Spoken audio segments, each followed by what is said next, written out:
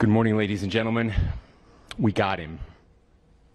On the evening of September 11th, a family member of Tyler Robinson reached out to a family friend who contacted the Washington County Sheriff's Office with information that Robinson had confessed to them or implied that he had committed the incident.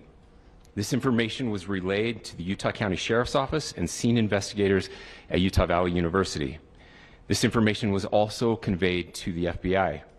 Investigators reviewed additional video footage from UVU surveillance and identified Robinson arriving on UVU campus in a gray Dodge Challenger at approximately 8:29 a.m. on September 10th, in which he is observed on video in a plain maroon t-shirt, light-colored shorts, a black hat with a white logo, and light-colored shoes. When encountered in person by investigators in Washington County on September 12th, in the early morning hours, Robinson was observed in consistent clothing with those surveillance images. Investigators interviewed a family member of Robinson who stated that Robinson had become more political in recent years.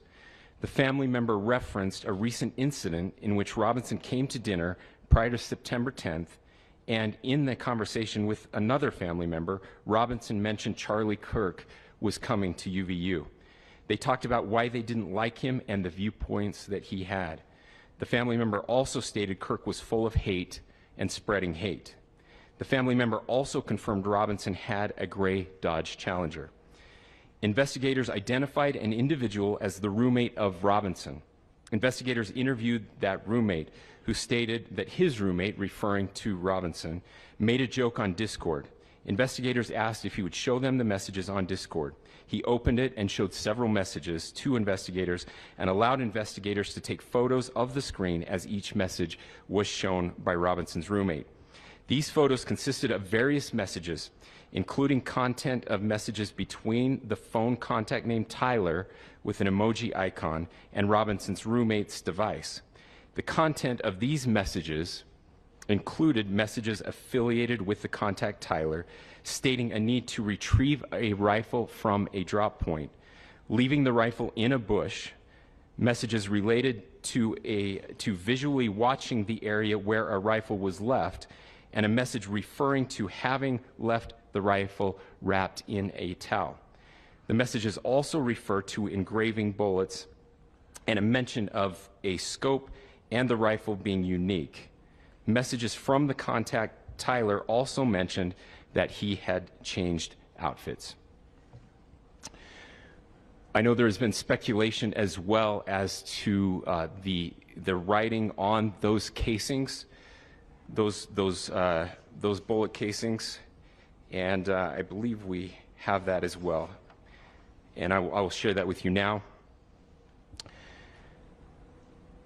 So the area north of Campus Drive Road where the suspect crossed over, you saw some of that in the video that we released last night, consists of a grassy area with trees on the edge of the UVU campus.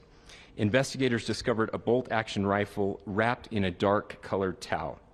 The rifle was determined to be a Mauser Model 98 30-06 caliber bolt-action rifle. The rifle had a scope mounted on top of it. Investigators noted inscriptions that had been engraved on casings found with the rifle. Inscriptions on a fired casing read, "Notices, bulges, capital OWO, what's this?" ? Inscriptions on the 3 unfired casings read, "Hey fascist!" ! Catch! ! Up arrow symbol, right arrow and symbol, and 3 down arrow symbols. A second unfired casing read, "Oh Bella Chow, Bella Chow, Bella Chow, Chow Chow," and a third unfired casing read, "If you read this, you are gay, LMAO."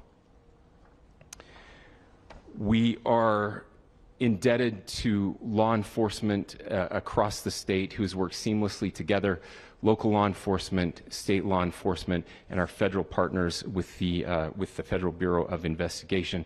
We're grateful for everyone who worked together in such a short amount of time to find this person and to bring justice. I want to thank the public who has been so engaged, reviewing videos, helping us with sending in tips, and helping us get to this point.